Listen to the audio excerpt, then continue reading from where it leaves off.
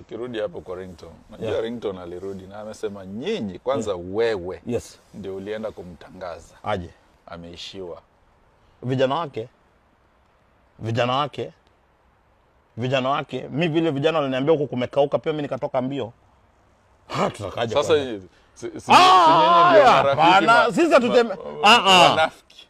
Edi ukiishiwa tunakutoka. Hatuwezi kuwa maskini tunatembea wote. Lazima mmoja akuwe mwenye anabadilisha. Bro, mimi nimekuambia, nimesema ukiniona na mtu ujue mtu ako na vision na ako na hela. I don't work with people wenye wako na vision na wana hela. Nataka kutembea na watu mbele mbele. Mimi nimekuambia ukiniona na mtu ako na vision, ako na hela.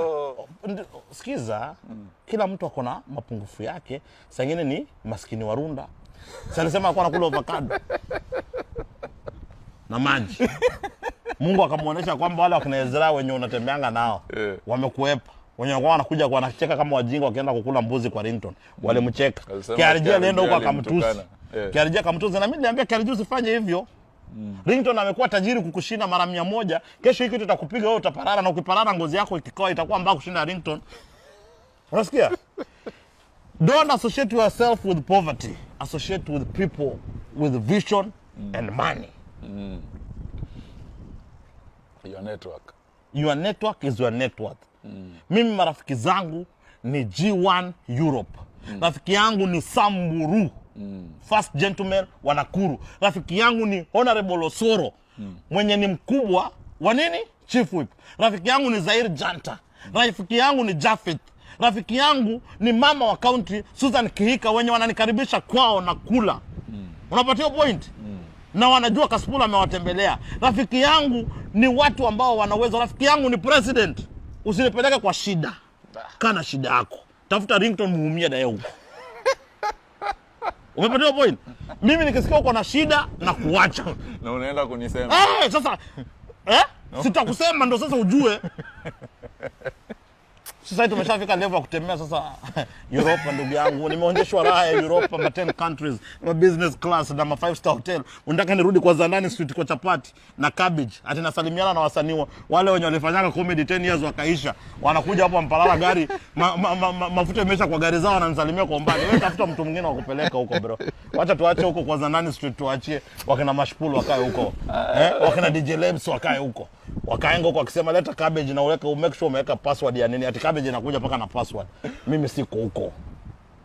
Bani Asila ananiambia tumeshatembea Europe, nimekutana na ministers Europe, nimekutana na ma vice chancellor. Unirudishe Zandani Street. Tafuta mtu wa kurudisha Zandani Street bro. Hata ukatae kwako ni GNR. Sirudi GNR. Kula chapati na cabbage. Wewe utarudi huko. Wewe ndo unarudi huko. Kukula chapati na cabbage. Hiyo tumewachia wasanii waliovuma.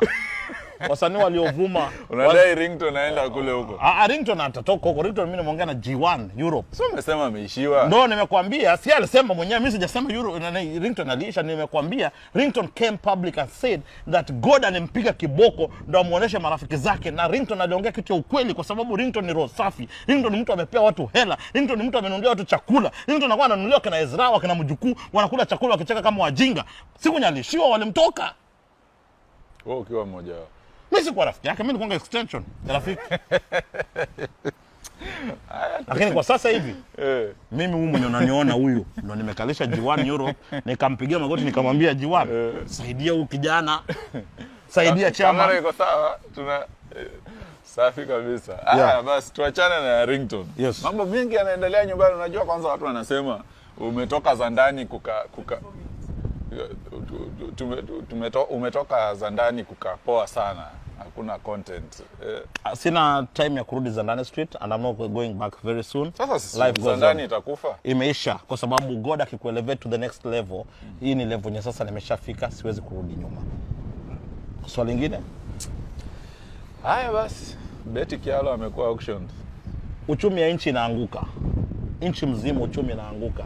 It is very foolish for people to come and discuss Betty Kialo ameanguka. Watu wanaanguka na wanaamuka. Hiyo sio kitu inafaa tuweke kwa news. That is why tuko useless, that's why tuko nyuma.